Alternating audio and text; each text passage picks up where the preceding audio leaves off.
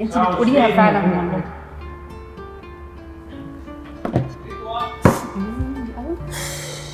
هنصور. طب انا هيجي لي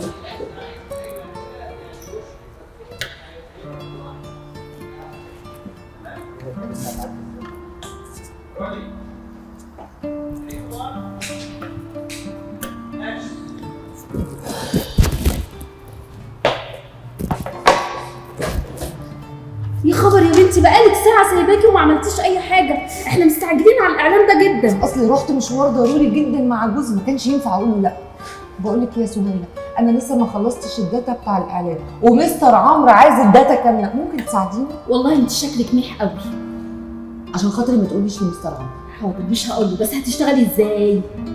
ايه؟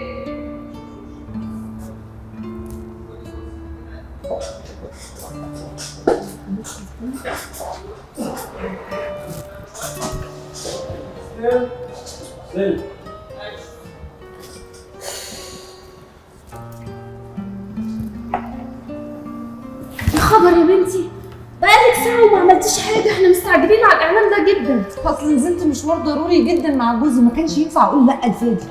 بقول لك يا سهيله، مستر عمرو طالب مني اعلان كامل وعايز الداتا بتاعته وانا لسه ما عملتش فيه اي حاجه. ينفع تساعديني فيه؟ ماشي، بس انت ميح على فكرة. لا والنبي انا مش عايزاكي تقولي لمستر عمرو. مش هقوله، بس هتشتغلي ازاي؟ ما تقلقيش عليا، انا ذكيه وبعرف اخلص الشغل بسرعه، وبعدين انا بفهم وبحفظ على طول. والله انت شكلك ظروفك المادية مش تمام كده. لا لا خالص، مش موضوع ظروفي الماديه ولا اي حاجه. امال ايه؟ احكي لي. ده موضوع يطول شرحه. فهميني بس دلوقتي اعمل ايه في الاعلان. اقول لك على حاجه، خلصي انت الاعلان وسيبيني انا الراجل المجنون اللي قاعد مستنيني. والنبي طيب اصبري بس، يعني انت بتدبسيني؟ لا انا مش هينفع الكلام ده. ليه؟ بقول لك ايه، ما تتعوديش على الكلام ده، انا هسامحك المرة دي، بس انا جايباكي هنا عشان تساعديني اصلا. حاضر يا سوسي. ايه؟ غيرنا الكلام جامد. بقالك ساعة في الإعلان ما عملتيش أي حاجة. بس نزلت مشوار ضروري. يلا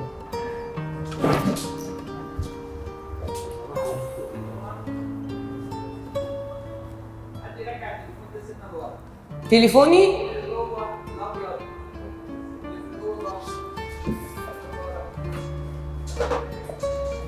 بقالك ساعة وانت ما عملتيش أي حاجة في الإعلان.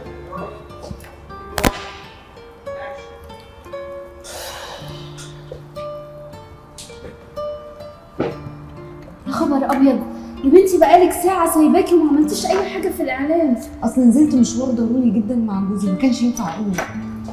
بقول لك يا سهيله، انا مستر عمرو طالب مني الداتا كامله للاعلان وانا لسه ما عملتش فيه اي حاجه، ينفع تساعديني؟ والله انت شكلك ميح قوي. عشان خاطري ما تقوليش لمستر عمرو. أكيد مش هقوله، بس هتشتغلي إزاي؟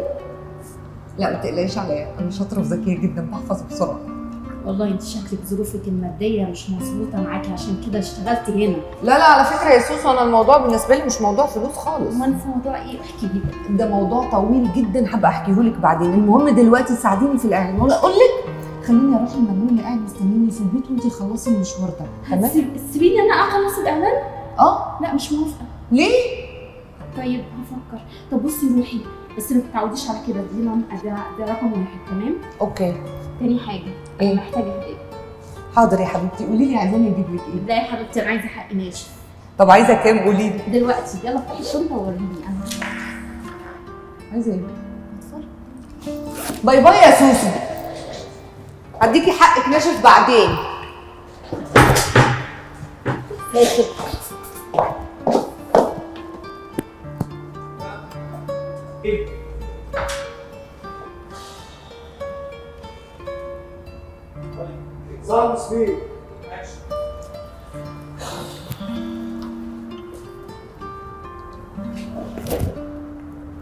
يا خبر يا بنتي، بقالك ساعة وما عملتيش أي حاجة، احنا مستعجلين جدا على الإعلان ده.